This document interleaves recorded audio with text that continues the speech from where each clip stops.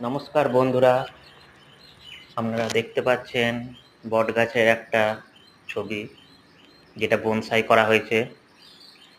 খুব সহজে আপনারা বটগাছের বনসাই করতে পারবেন। তার জন্য কয়েকটি টিপস আপনাদেরকে অবশ্যই ফলো করতে হবে। তাই আমাদের পরবর্তী ভিডিও আসছে বটগাছের বনসাই কীভাবে বানাবেন। দেখুন বটগাছটা একটা টবে লাগানো আছে। ছোট্ট একটা বটগাছ এনে লাগানো হয়েছিল এই টবটায়। সেটাকে খুব সহজে অল্প কয়েকদিনের মধ্যে বনসাই করা হয়েছে এবং তার ঝুড়ি মাটিতে নামানো হয়েছে।